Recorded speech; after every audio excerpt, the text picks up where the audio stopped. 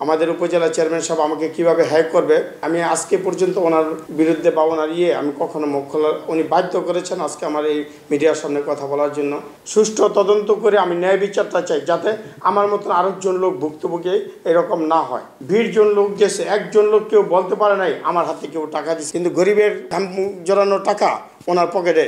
আমি মুসাফর ইউনিয়ন পরিষদে বিগত 2014 সালে আমি একবার ভারপ্রাপ্ত দায়িত্বে ছিলাম 8 মাস, আর এখন বর্তমানে আমি 1.5 বছর হয় আমি ভারপ্রাপ্ত চেয়ারম্যান হিসাবে দায়িত্বে আছি।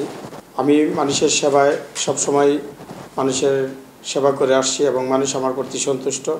কিছুদিন আগে আমাদের সাবেক উপজেলা চেয়ারম্যান সাহেব যখন চেয়ারম্যান নিযুক্ত হয়, এরপরে 5ই আগস্টের পরে সরকার নির্ধারিত বিভিন্ন নিয়মকানুনে উনি বাদ পড়ে যান। এরপরে শুরু হয় আমার উপরে বিভিন্ন ধরনের, আমার কাছ থেকে কিভাবে চেয়ারম্যান ছুটায় নিবে। উনি আসার পরে বিগত কিছুদিন আগে আপনারা অনেকেই জানেন যে উনি একটা মামলায় জেল খেটেছেন। ওইখান থেকে আসার পরে আমাকে উনি চাপ প্রয়োগ করেছেন যে চেয়ারম্যান থেকে আমি অব্যাহতি দিই। আমার কথা হচ্ছে চেয়ারম্যান থেকে আমি অব্যাহতি দিব, আমাকে কারণ দর্শানো কিছু নিয়মকানুন বা ইটি, উনি তা না করে আমাকে 11 জন মেম্বার দিয়ে ভুয়া একটা কাগজে দেখাইছে যে আমাকে অনাস্থা দেওয়া হয়েছে। আসলে আমার মেম্বাররা কেউ অনাস্থা দেয়নি। 6 জন মেম্বার সরাসরি দিছে যে কেউ আমাদেরকে বলে নাই যে এখানে আমরা অনাস্থা দিছি। এখানে বলছে যে আমাদের কাছ থেকে বিভিন্ন কথা বলে সই স্বাক্ষর নেওয়া হয়েছে। তো এখন কথা হচ্ছে পরবর্তীতে একটা টিম গঠন করা হয়েছে, উপজেলা নির্বাহী অফিসার আমাদের যুব উন্নয়ন স্যারের মাধ্যমে একটা সুন্দর একটা টিম গঠন করা হয়েছে। টিম গঠন করার পরে আমাদের বিভিন্নভাবে বিভিন্ন মেম্বারদেরকে এলাকায় হিসাব বিভিন্ন জনসাধারণের কাছ থেকে বক্তব্য নিয়ে আমার যেটা হক আমার পাওয়া ছিল, আমি জানতাম আমি আমার নীতিতে আমি অটল থাকবো এবং আমি ন্যায় নীতিতে ছিলাম, ন্যায় নীতিতে আসি, এই বিশ্বাসটুকু আমি ছিলাম। আমি ন্যায় বিচারটা আমি পেয়েছি উপজেলার মাধ্যমে। এটা যখন উনি হেরে গেছে, তখন আমাদের উপজেলা চেয়ারম্যান সাহেব আমাকে কিভাবে হ্যাক করবে, আমি আজকে পর্যন্ত ওনার বিরুদ্ধে বা ওনার আমি কখনো মুখ খোলা, উনি বাধ্য করেছেন আজকে আমার এই মিডিয়ার সামনে কথা বলার জন্য।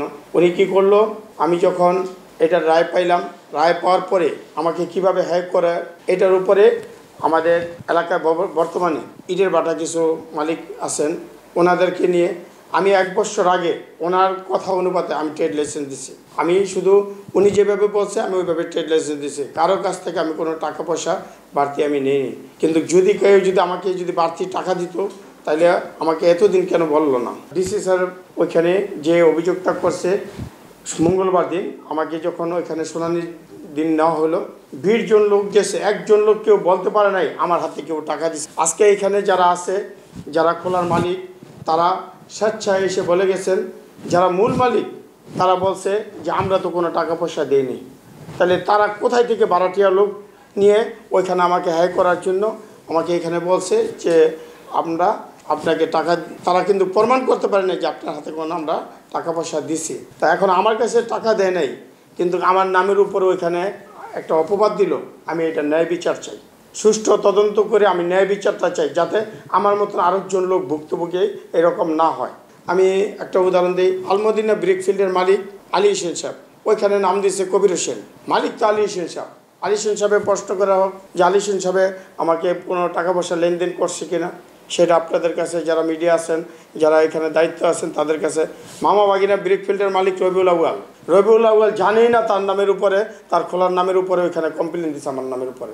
এখানে মায়ের দোয়া খোলার মালিক হচ্ছে আইনুল হক সাহেব জানেই না আইনুল হক সাহেবের নামের উপরে অভিযোগ করা হয়েছে। পাশাপাশি বিসমিল্লাহ খোলার মালিক ইকবাল হোসেন রহিম বাদশা, তাদের সাথে আমি যোগাযোগ করলাম, ভাই তোমরা কোথায় আমাকে টাকা দিলা? তারা বললো না এরকম ধরনের। তাহলে তোমরা যে কমপ্লেন করলাম আমার নামে ডিসি অফিসে, বললো আমরা তো কোনো ডিসি অফিসে।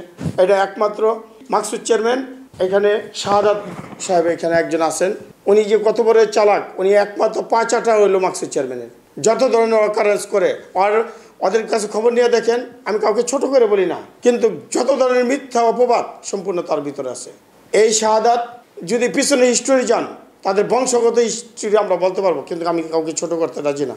পাশাপাশি এই যে মাশাআল্লাহ খোলার মালিক রবিউল আউয়াল জানেই না মাশাআল্লাহ খোলার মালিকের উপরে এখানে আমার নামের উপর একটা অপবাদ দিচ্ছে। একটা বাংলা একটা প্রবাদ আছে যে শুয়ে রেখে জাঞ্জুরের তার ছিদ্র বড়, অথচ জাঞ্জুরের ছিদ্রটা কতটুকু বড় সেটা উনি জানেই না। মাকসুদ চেয়ারম্যান সাহেবের যদি কথা, এখানে এই যে আমাদের এলাকায় গরিব আমরা, আমাদের এলাকাটা গরিব, কিন্তু গরিবের ঘাম জড়ানো টাকা ওনার পকেটে, বিভিন্ন মানুষের কলের টাকা ওনার পকেটের মধ্যে, উনি টাকা পেমেন্ট করতেছে না। আজকে আমি বলতে বাধ্য হইলাম, মানুষের বিভিন্ন সময় আমার এখানে আসতেছে, পরিশোধে ঝামেলা করতেছে, 1200-1400 মানুষের টাকা ওনার পকেটের মধ্যে ঢুকে রয়েছে। এরকম বহু আছে, কথা বললে বহুত। আমি ওনার নামে আমি অপবাদ দিতে চাই না, কিন্তু এই টাকাগুলো ওনার দিতে হবে। এখানে একটা মার্কেট হয়েছে সরকারিভাবে আমাদের নাঙ্গলবন্দে, সানের সময় ঝামেলা হয় বিদায় এগুলো ভাঙচুর হবে, ইটি হবে। সেই সুবাদে একটা মার্কেট হয়েছে বিগত আরও 4 বছর আগে। এই মার্কেটটা উপরে কিছু দোকান হয়েছে, নিচে কিছু দোকান আছে, উপরে 19টা দোকান আছে। আমার জানা মতে উনি কত নিচ্ছে তা আমার জানা নাই, তবে প্রত্যেক দোকান থেকে উনি 5 লক্ষ 6 লক্ষ করে টাকা নিছে। যেমন আমাদের এখানে সাখাওয়াত হাজি সাহেব আছেন, ওনার মামাতো বোনের জামার জন্য একটা টাকার ডিলিংস করা হয়েছে 5.5 লক্ষ টাকা, এভাবে উনি টাকা নিছে। তো এখন উনি দোকান বুঝাই দেওয়ার কথা, উনি বলতেছে আজকে দিবে কালকে দিবে। এখন তো আমরা বুঝি দোকানের মালিক তো উনি না। আগে তো আমরা বুঝতাম যে উনি এদের চেয়ারম্যান হিসাবে এটা দিতে পারে, কিন্তু এখন পর্যন্ত উনি এই দোকান বুঝাইতে সক্ষম হয়নি। যখন উনি ইউনিয়ন পরিষদের চেয়ারম্যান ছিল তখন এই দোকানের টাকাগুলো এখানে করা হয়েছে যে আমি তাই যে চেয়ারম্যান হিসেবে দোকানপাট বুঝাই দিব, সেই সুবাদে টাকা পয়সা করছে। এখানে আরেকটা বিষয় আমি বলি যে 7টা ইটের বাটা বৈধ, 11টি ইটের বাটা অবৈধ।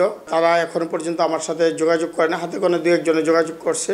তো আমার কথা হচ্ছে যে এখানে কিছু কিছু, যেমন শাহাদাত সাহেব, উনি যে খোলাটা চালায়, আমাদের সরকারি এখানে একটা খাল আছে, যেই খালটা উনি ভরট করে উনি নিজের কাজে এখানে ব্যবহার করতেছে।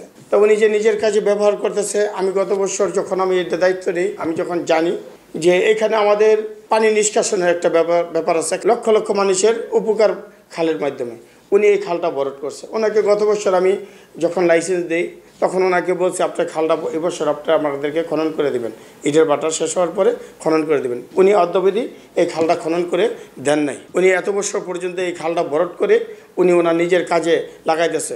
অথচ শুধু পানি নিষ্কাশন না, এখানে আমাদের এলাকায় শত শত মানুষ এই খালটার ভিতরে দীর্ঘ অনেক বছর পর্যন্ত, আমাদের পুরানো দিনের খাল এটা, এখানে বর্ষা গেলে আমরা মাছ ধরতাম। আমাদের এলাকার মানুষ, গরিব মানুষ মাছ ধরে খায়, অনেক মানুষের সংসারও চলতো, সেটা আমাদের বন্ধ হয়ে গেছে। ওনার জেলাসি হচ্ছে এইটা। আর 2 নম্বরে ওনার আরও কিছু লোক আছে, তরিকুল, ফাহিম, ওনারা গত বছর আমাদের সরকারি একটা খাল, সরকারি একটা জায়গার মাটি কেটে নিছে।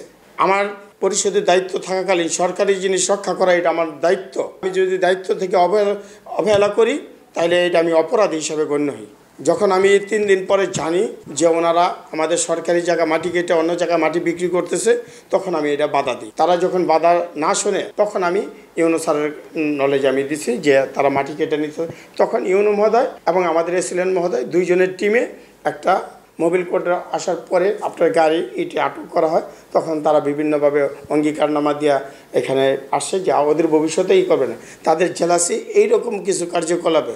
আরেকটা, যেমন শাহাদাত সাহেব একটা জমিন 39 শতাংশ জমিন একজন লোকের জায়গাটা দখল করে খাইতেছে, এই লোক দীর্ঘদিন ধরে। এখন ন্যায় কথা, হক কথা বলতে গেলে আপনি যদি আমার সাথে জেলাসি তৈরি করেন তাহলে তো চলবে না। মাকসুদ চেয়ারম্যান সাহেবের শালক যিনি আছেন মনির সাহেব যদি চেয়ারম্যান হতে পারে তাহলে মাকসুদ চেয়ারম্যানই চেয়ারম্যান, এখানে হচ্ছে মূল বিষয়। এখন আইনগত দিক দিয়ে তো উনি পাচ্ছেন না, এখন উনি নিতে পারেন না, এটা হলো উনির ব্যর্থতা। কিন্তু আইনের দিক দিয়ে কিন্তু কাউকে হাই করে যে নিবে এটা তো সঠিক না, আমার কথা হচ্ছে মনির সাহেব মুসাফর ইউনিয়ন পরিষদের নির্বাচিত মেম্বার না। এখানে উনি কিন্তু নির্বাচিত কোনো, আমরা যেমন ভোটের মাধ্যমে আমরা কন্টেস্টে আসছি, কিন্তু উনি কিন্তু নির্বাচিত কোনো মেম্বার না। ওনার সাথে যে 2 জন বা 3 জন দাঁড়াইছে, থ্রেট করে তাদেরকে বসায় দেওয়া হয়েছে, তারা যাতে এখানে অন্য কেউ নির্বাচন না করতে হবে। বিনা প্রতিদ্বন্দ্বিতায় ওনাকে মেম্বার বানানো হয়েছে। এখন নির্বাচন করে মেম্বার হলে তার একটা থাকতো যে আমি নির্বাচন করে মেম্বার হয়েছি। এখন ওনাদের কথা হচ্ছে মনির এনিহাউ যে কোনো কিছুর বিনিময়ে টাকার জোরে হোক এখানে ওনাদের চেয়ারম্যানের পর একজন চেয়ারম্যান লাগবে। এই হলো আমার সাথে তাদের একটা জেলাসি চলতেছে বা চলতেছে। এখন আমার কথা হচ্ছে আমার দ্বারা এলাকাবাসী কেউ বলুক যে আমরা মঞ্জুর চেয়ারম্যানের কাছ থেকে আমরা কোনো সুযোগ সুবিধা থেকে বঞ্চিত। আপনারা অনেকেই জানেন যে এই বছর নাঙ্গলবন্দের সান গেল, এই নাঙ্গলবন্দের সানে আমাদের ডিসি মহোদয়, এসপি মহোদয়, এডিসি মহোদয় এবং ইউনো মহোদয়, এসিলেন মহোদয় যেভাবে দিক নির্দেশনা দিচ্ছে আমরা কিন্তু ওইভাবেই পালন করছি এবং ওইটার জন্য আমাদেরকে একটা স্মারকও দিচ্ছে মুসাফর ইউনিয়নের পক্ষ থেকে, আমি এটা গ্রহণ করেছি।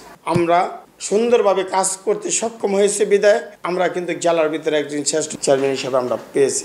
তাই এটা আপনাদের দোয়া এবং সবার সহযোগিতায়, এলাকাবাসীর সহযোগিতা আমার করে বিদায় এটা কিন্তু সম্ভব হয়েছে। কিছু কিছু লোক আছে, এটা মাকসুদ চেয়ারম্যানের পক্ষের কিছু লোক এখানে বিভিন্নভাবে করতেছে। তাদের এই 4-5 লোক ছাড়া দেখেন, তথ্য নিয়ে দেখেন আমার বিরুদ্ধে কি পায়।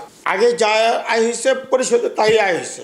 আমার প্রশ্ন এখানে যে বিগত আমলে 3 বছরের মেম্বারদের বেতন বাকি রইল কেন? বিগত মাকসুদ চেয়ারম্যানের আমলে 3 বছরের বেতন বাকি রাখছে। এই 3 বছর থেকে আমি 1.5 বছরের রানিং বেতন দিছি, পিছনের 1.5 বছরের টাকা আমি দিলাম। তাইলে 3 বছরের বেতন যে দেয় নাই, 3 বছরে যদি 22 লক্ষ করে হয়, 66 লক্ষ টাকা হয়। এই টাকা গেল কোথায়? আমারও তো প্রশ্ন একটাই, তাহলে কেউ না কেউ আমরা খাইছি।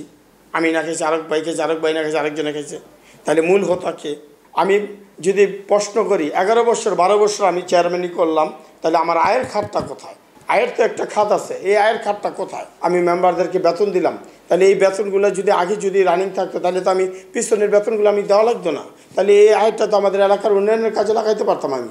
আসলে আমার ইউনিয়নবাসী অনেক ধৈর্যশীল, কারণ এরা আমার এই রেজাল্টের আশায় দীর্ঘদিন অপেক্ষা করেছে। আমার একটা আস্থা ছিল প্রশাসনের প্রতি যে আমি বর্তমান প্রশাসন ন্যায় নীতিতে অটল। তো আমি প্রশাসনের প্রতি এই বিশ্বাসটুকু আমার ছিল এবং আমার এলাকাবাসীর একটা বিশ্বাস ছিল যে আমরা ন্যায় বিচারটা আমরা পাবো। সেই বিচারটা আমরা পেয়ে গেছি। আর বন্দরবাসী সত্যিকার অর্থে আমাকে অনেক জায়গা থেকে অনেক যারা আমাকে ধন্যবাদ জানাইছে যে আপনি যে সঠিক মুসাফর ইউনিয়নবাসীর সকলকে আমি উদ্দেশ্য করে বলবো, আমাকে যে সহযোগিতা করেছেন, আপনাদের সহযোগিতা আমি এই পর্যন্ত আসছি, আপনাদের সহযোগিতায় আপনাদের সম্মান আমি রক্ষা করতে পেরেছি। কিন্তু কেউ যদি আমাকে ভয়ভীতি দেখানোর চেষ্টা করে, আমি এই ভয়কে আমি পরোয়া করি না। আমি আমার নীতিতে আপনাদের সম্মান রক্ষা করার জন্য যা যা করা দরকার আমি তাই করব। আপনারা এই ব্যাপারে নিশ্চিত থাকেন।